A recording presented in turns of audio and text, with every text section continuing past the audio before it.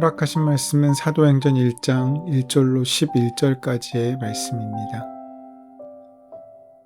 데오빌로여, 내가 먼저 쓴 글에는 무릇 예수께서 행하시며 가르치시기를 시작하심부터 그가 택하신 사도들에게 성령으로 명하시고 승천하신 날까지의 일을 기록하였노라.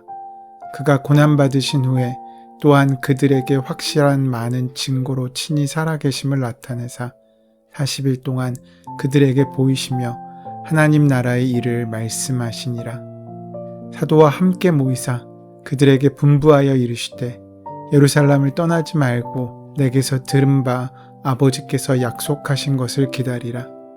요한은 물로 세례를 베풀었으나 너희는 몇 날이 못되어 성령으로 세례를 받으리라 하셨느니라. 그들이 모였을 때 예수께 여쭈어 이르되 주께서 이스라엘 나라를 회복하심이 이때이니까 하니 이르시되 때와 시기는 아버지께서 자기의 권한에 두셨으니 너희가 알 바 아니요 오직 성령이 너희에게 임하시면 너희가 권능을 받고 예루살렘과 온 유대와 사마리아와 땅끝까지 이르러 내 증인이 되리라 하시니라. 이 말씀을 마치시고 그들이 보는데 올려져 가시니 구름이 그를 가리어 보이지 않게 하더라.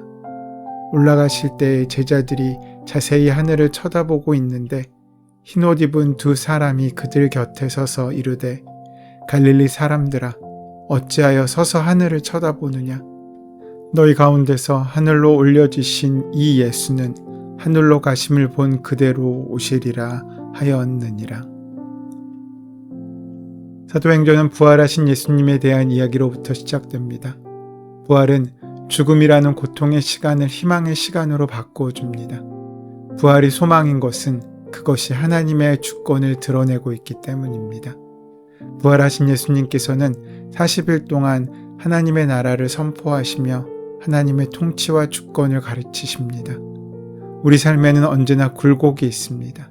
그러나 그런 우리의 삶에 하나님의 통치가 역사하시고 함께할 때, 또 그 하나님의 통치를 기대하고 간구할 때 우리는 믿음을 지키며 그 믿음의 능력으로 살아갈 수 있게 되는 것입니다. 오늘 사도행전의 시작은 데오빌로여, 내가 먼저 쓴 글에서 무릇 예수께서 행하시며 가르치시기를 시작하심부터 그가 택하신 사도들에게 성령으로 명하시고 승천하신 날까지의 일을 기록하였노라 라고 되어 있습니다.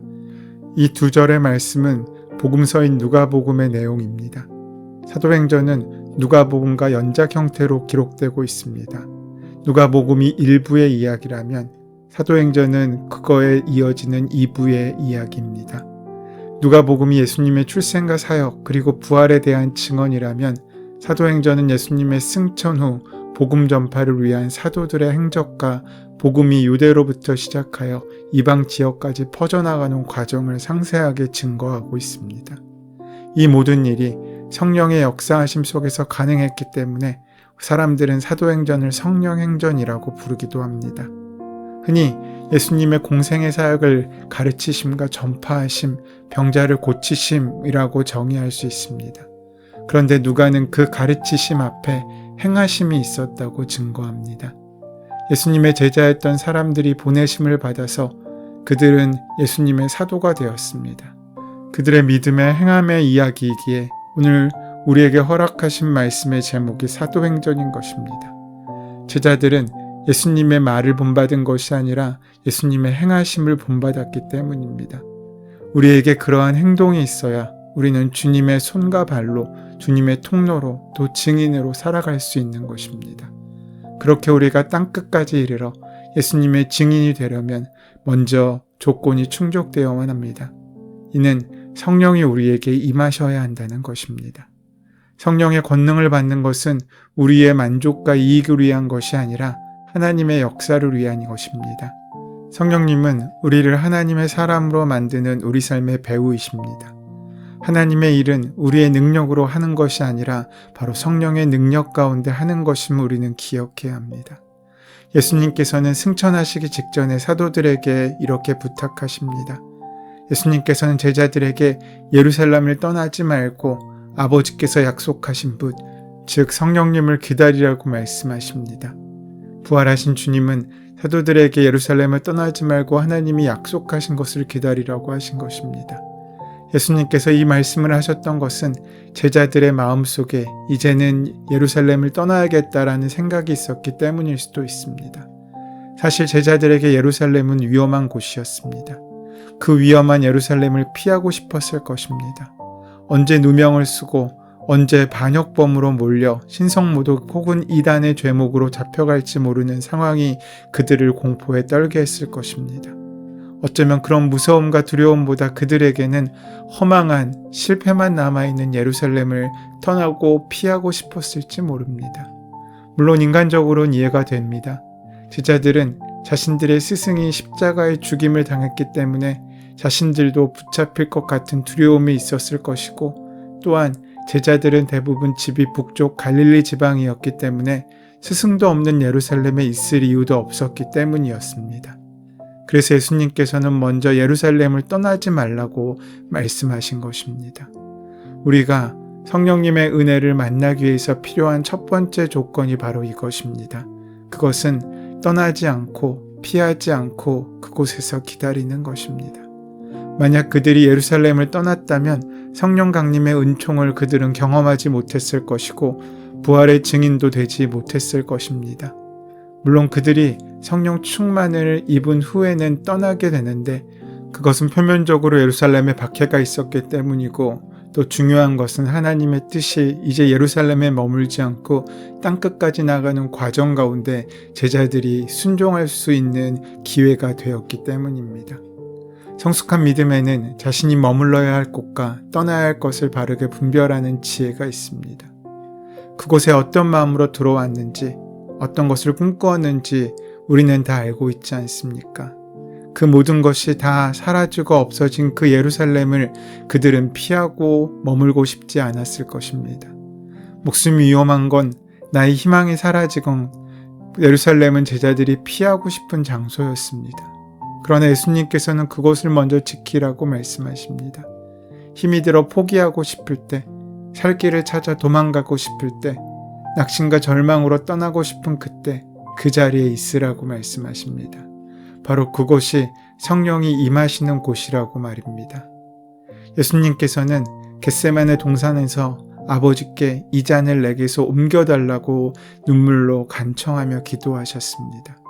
그 자리를 떠나고 싶고 도망치고 싶은 마음에 간절한 호소를 드린 것입니다. 그러나 하나님의 음성 앞에서 예수님의 선택은 도망치지 않는 것이었습니다.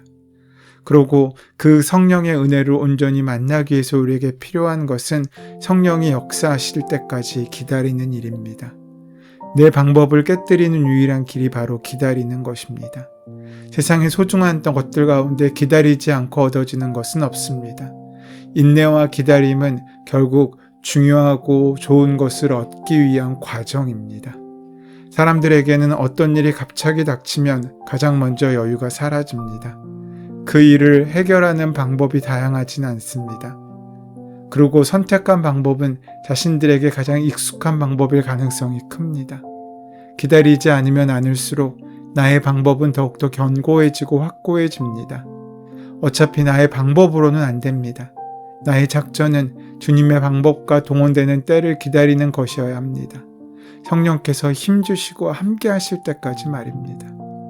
그렇게 예수님의 말씀이 마치시고 이제 예수님께서 하늘로 떠나시는 시간이 임박하자 사도들은 급히 예수님께 그들의 궁금히 여기던 것을 엽죽습니다.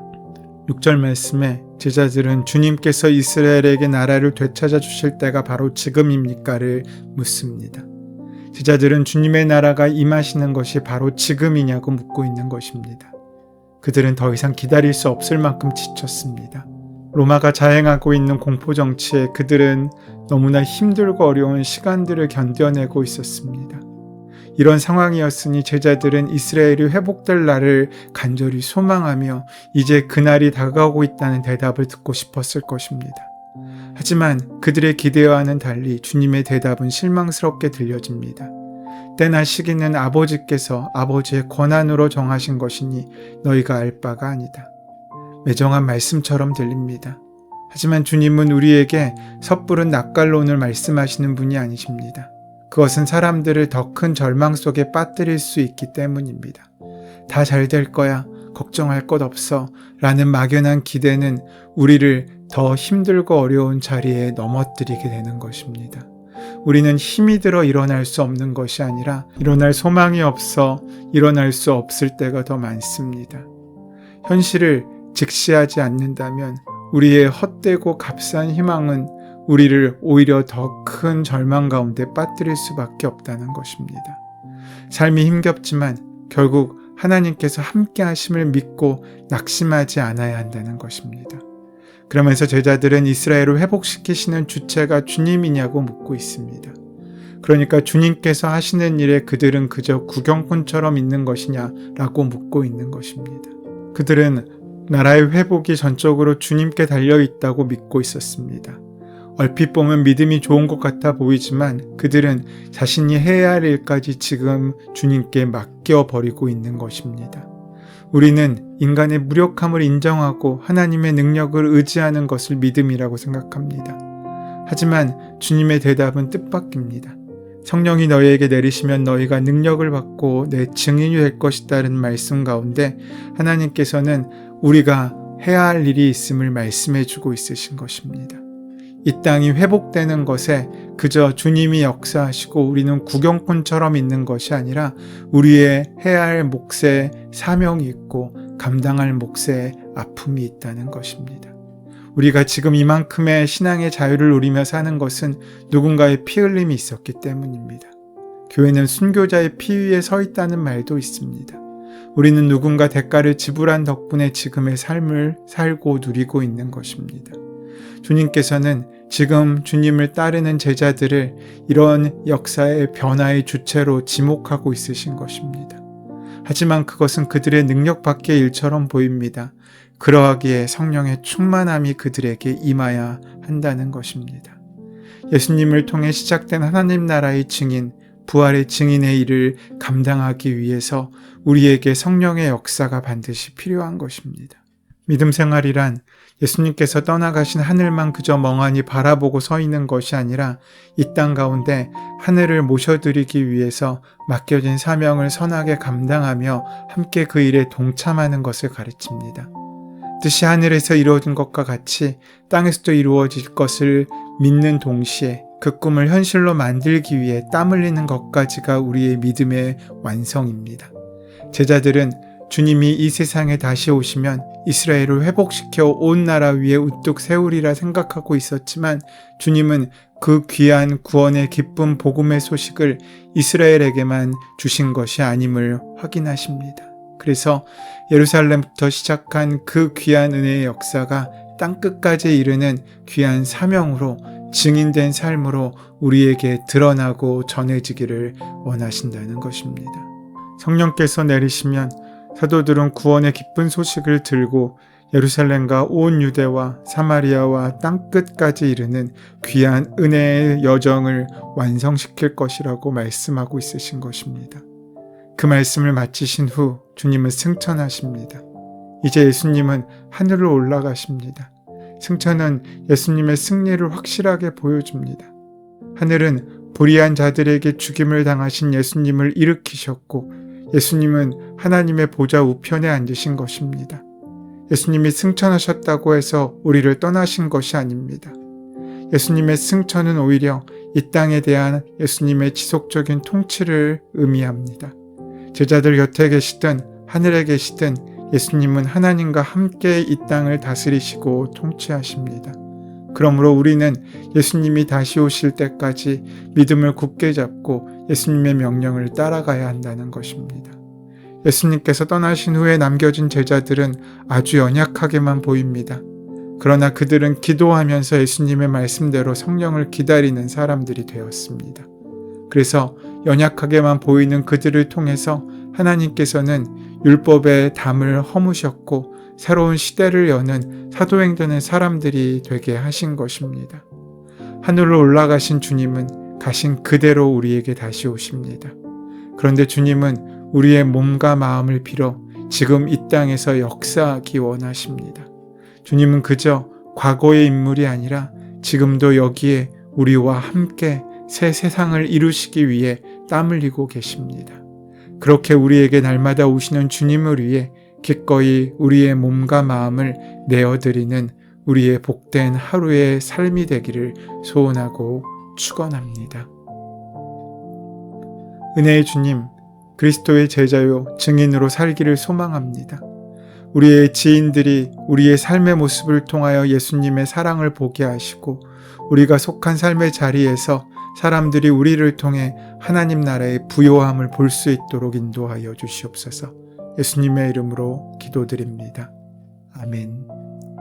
이제 오늘 이 아침 우리에게 허락하신 본문의 말씀이 나에게 주신 말씀으로 들려지기 위하여 본문의 말씀을 깊이 묵상하시고 함께 기도하는 시간 가지도록 하겠습니다. 함께 기도합니다.